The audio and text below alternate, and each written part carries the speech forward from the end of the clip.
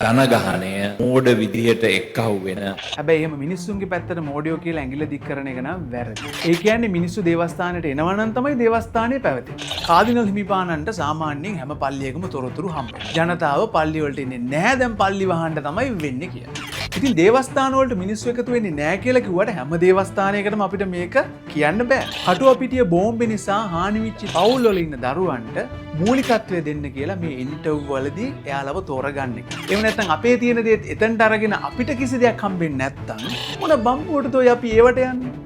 කාදිනල් Malcolm Ranjith හිමිපාණන් විසින් ප්‍රකාශයට පත් කරපු යම් තොරතුරක් මේ දවස්වල හැම තැනම ප්‍රචාරයට පත් වෙනවා. මොකක්ද ඒක? කතෝලික සභාවට දැන් මිනිස්සු එන්නේ නැහැ කියන එක. හැබැයි ගොඩක් වාර්තා කරලා තිබුණේ මිනිස්සු මෝඩ වෙලා ෆුට්බෝල් මැච් බලන්න යනවා චර්චස් වලට පල්ලි වලට එන්නේ නැහැ කියලා. එක අය වාර්තා කරපු විදිය. හැබැයි එහෙම මිනිස්සුන්ගේ පැත්තට මෝඩියෝ කියලා ඇඟිල්ල දික් කරන එක නම් වැරදි. ඔයාට මට මෝඩියෝ කියලා කියන්න බෑ. අපි සාමාන්‍යයෙන් ගින්දරකට පිච්චෙනවා නම් අපි අත ගන්නවා. ඒ වගේ අපිට යහපතක් වෙනවා නම් අපි එතනට යනවා.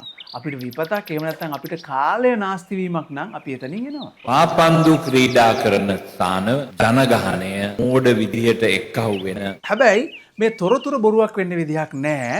කාදිනල් හිමිපාණන්ට සාමාන්‍යයෙන් හැම පල්ලියකම තොරතුරු හම්බ වෙනවා. ඉතින් ෆාදර්ස්ලා කියන්නේ නැති එහෙ ඉන්න කට්ටිය එහෙම නැත්නම් ප්‍රීස්ලා කියන්නේ නැති මේ කාලේ ජනතාව පල්ලි වලට එන්නේ නැහැ, දැන් පල්ලි වහන්න තමයි වෙන්නේ කියලා. ඉතින් කාදිනල් හිමිපාණන්ට අපිට ඇඟිල්ල දික් කරන්න අවස්ථාවක් නැහැ. නමුත් අපි ගැන හිතලා බැලුවොත් අපි වුණත් යම් දෙයකට යන්නේ අපිට ඒකට ප්‍රයෝජනයක් තියෙනවා නම් විතරයි. උදාහරණයකට ඔයා ෆිල්ම් එකක් බැලුවත් යම් දෙයක් තෝරගන්න බලන්න ඒකෙන් අපිට ජීවිතේට ඉම්පැක්ට් එකක් එහෙම නැත්නම් අපිට මොන හරි වටිනාකමක් තියෙනවා නම් විතරයි. සමහර වෙලාවට ඔයා කියනවා ඇති ෆිල්ම් එකක් බලලා ඉවරුනම අපරාධේ කාලේ නාස්ති වුණා මේක නම් මහා සෞතු ෆිල්ම් එකක් කියලා. ඉතින් මේ වගේ අපි දන්නවා අපේ ජීවිතේට අපේ දරුවන්ට අපේ අනාගතයට හොඳ දේවල් තෝරගන්න. ඉතින් ඒ නිසා මිනිස්සුන්ට ඇඟිල්ල දික් කරන්න බෑ මිනිස්සු මෝඩියෝ විදියට දේවස්ථාන වලට එන්නේ නැහැ කියන එක. මොකද හැම මිනිස්සෙක්ම දන්නවා Tamanට වැදගත් Tamanට ප්‍රයෝජනයක් තියෙන දෙයක් ලබා ගන්න. තවත් විදියකට කිව්වොත් අපිට කවි කතන්දර වාර්තාවල් කොච්චර දුන්නත් වැඩක් නැහැ අපේ ජීවිතේට ඒක බලපාන්නේ නැත්තම්. ඉතින් ඕනම ආගමක ඕනම දර්ශනයක පුළුවන් තරම් චිත්‍රපට විස්තර කතන්දර පුරාවෘත්ත ඕන තරම් තියෙන්න පුළුවන්. හැබැයි මේ එක දෙයකින්වත් ඔයාගේ මගේ ජීවිතේට වටිනාකමක් එහෙම නැත්නම් අපිට මොන හරි දෙයක් හම්බෙන්නේ නැත්නම් මේ මොන කතන්දරේවත් මොන ආගමක් තිබුණත් අපිට ඒකෙන් ඇති වැඩක් වෙන්නේ නැහැ. ඉතින් මේක නෙමේද හේතුව යම් දේවස්ථානයකට හරි ආගමික ස්ථානයකට මිනිස්සු එන්නේ නැති වෙන්න. ඉතින් ආගමික ස්ථානයකට එන පුද්ගලයෙකුට තමන්ගේ ජීවිතය හරිගස්ස ගන්න එහෙම නැත්නම් තියෙන අබල දුබලතාවයක් නැති කරගන්න රෝගයක් සුව වෙන්න ඔන්න ඒ තැනට අපි යන්න ඕනේ. ඕන තරම් අපිට කතන්දර පොත්පත් චිත්‍රපට පෙන්වන්න පුළුවන්.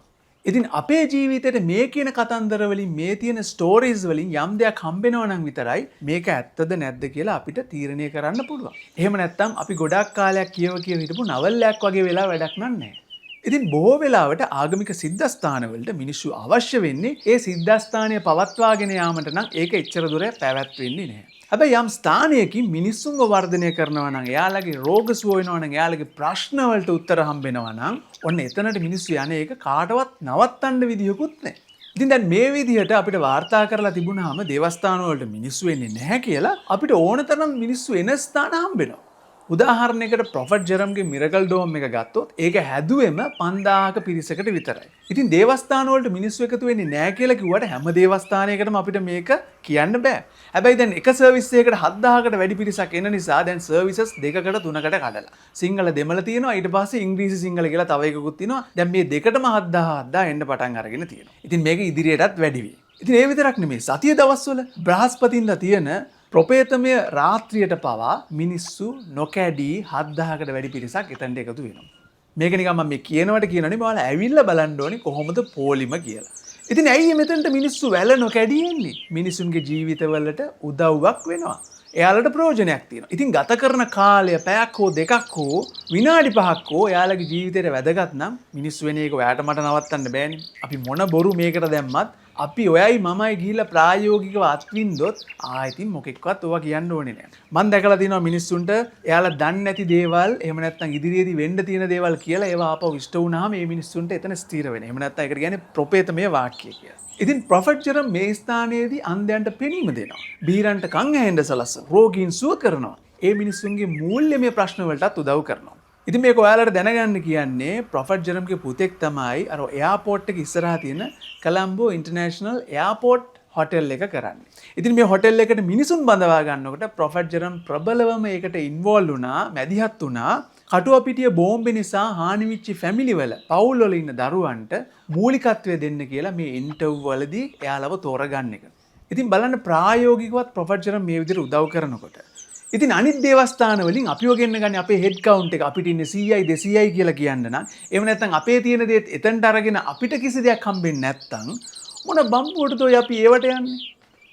ඉතින් ඒ නිසා මිනිස්සු අඩු වෙන එක නම් අහන්න දෙයක් නෙමෙයි. ඉතින් මම මේ කියන මිරකල් ඩෝම් එකේ මම දැකලා තියෙනවා කතෝලික සහෝදර සහෝදරියෝ, කිතුණු සහෝදර සහෝදරියෝ, මුස්ලිම් සහෝදර සහෝදරියෝ, බෞද්ධ සහෝදර සහෝදරියෝ ඔක්කොම එකතු වෙලා තියෙනවා. හේතුව මොකද දන්නවද? මේක ආගමක් නොවන නිසා. ආගමක් එහෙම නැත්නම් සංස්ථාවක් විදිහට මේක පවත්වගෙන ගියොත් ඒ වැඩේ කරගෙන යන්නේ ආගම කියන සංස්ථාව කියන දේ පවත්වාගෙන යාමට විතරයි. නමුත් මේ කියන මිරකල් ඩෝම් එක දෙවියන් වහන්සේ අපිට දීලා තියෙන්නේ අපේ ඉන්න ජනතාව එහෙම නැත්නම් මිනිස්සුන්ට උදව් කිරීම පිණිසම පමණයි. ඉතින් මේකට මිනිස්සුත් උදව් කරනවා, මිනිස්සු මුදලින් දෙනවා. හේතුව තමයි එයාලගේ ජීවිත ගොඩ ගියා වගේ අනිත් අයගේ ජීවිතත් ගොඩ යන්න ඕනේ කියන එක නිසා. ඉතින් මේ ඔක්කොම කතා කරලා අපි බැලුවොත් ඇයි යම් දේවස්ථානයක් ෆේල් වෙන්නේ? එක මේක හේතුවයි තියෙන්නේ. මතෙව් 22 වෙනි පරිච්ඡේදයේ 29 වෙනි පදයේ කියනවා නුඹලා වරද්දා ගන්නේ දේව වචනය නොදන්නා කමත් දෙවියන් වහන්සේගේ බලය නොදන්නා කමත් නිසායි. සමහර වෙලාවට ඔයාලා කියයි දේව වචනය මේකේ හොඳට උගන්වනවා කියලා. හැබැයි ඒ තුල දෙවියන් වහන්සේගේ බලය ඔයාලට දැනෙන්නේ නැත්තම් එතනත් ෆේලි එකක් තමයි. මොකද යේසුස් වහන්සේ කොටස් දෙකක් කිව්වා. වරද්දා ගන්න එකක් නිසා නෙමෙයි දෙකක් නිසා. එකක් තමයි දේව වචනය නොදන්නා කම නිසා, ඒ වගේම දෙවියන් වහන්සේගේ බලය නොදන්නා කම නිසා. යම් ස්ථානයක ඔයාලට දේව වචන හොඳට උගන්වයි, ඔයාලට කියලා දෙයි. නමුත් ඒවා කවි කතන්දර විතරක් නං. තමන්ගේ ජීවිතේට ඒක වැදගත් වෙන්නේ නැත්නම්, බලය අත්දකින්න බැරි නම් ඕකට යෑමෙන් ඇති ප්‍රයෝජනයක් නැහැ. ඊට වැඩිය හොඳයි ගෙදරට වෙලා නවල් එකක් කියව ගත්තා. ඊට වැඩිය හොඳයි ගෙදරට ෆිල්ම් එකක් බැලුවා නම්. මොකද ඕන තරම් විස්තර පෙන්වන්න පුළුවන්, අපිට ලස්සන සුරංගනා ලෝකමවල පෙන්වන්න පුළුවන්. නමුත් ඔයාගේ මගේ ජීවිතේට ඒකෙන් ඇති වැදගත්කමක් නැත්නම්, ඔයා එදා කාපු විදියටම නම් කන්නේ, එදා කාපු කට්ටම නම් තාමත් ඔයා කන්නේ ඒ විදියටම නම් ජීවත් වෙන්නේ. ඉතින් මොන බම්බුවටද ඔයාට යන්නේ?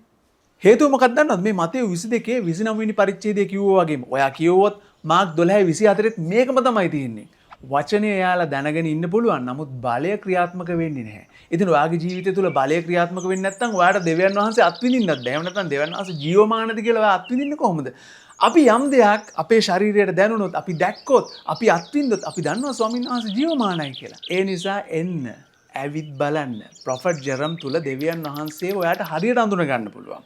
ඔයා දෙවියන් වහන්සේ වඳුනගත්තාම ඔයත් දෙවියන් වහන්සේගේ බලයෙන් ක්‍රියාත්මක වෙන පුද්ගලයෙක් වෙන්න යනවා. ඉතින් දැන් ඔයා කියන්න පුළුවන් ඉතින් ප්‍රොෆෙට් ජෙරම්ට විතරක් කියන්න පුළුවන් අපිටත් එහෙම කරගන්න පුළුවන් කියලා. ඔයාටත් පුළුවන්.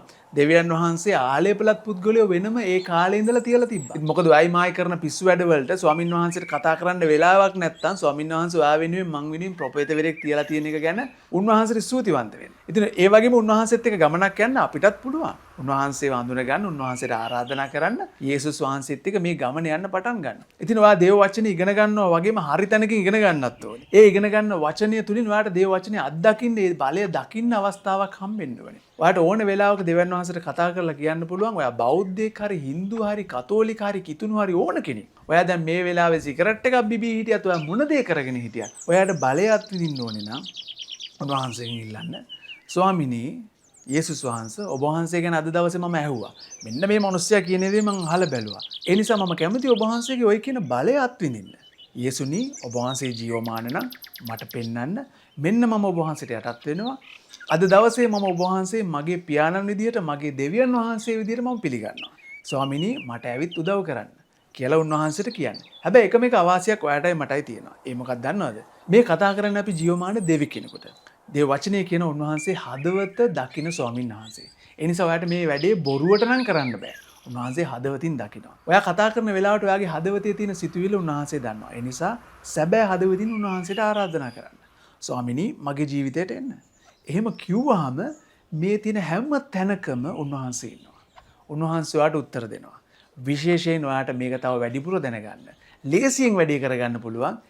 එන්න මිරකල් ඩෝම් එකට කටුනායක තියෙන ඇවිත් බලන්න.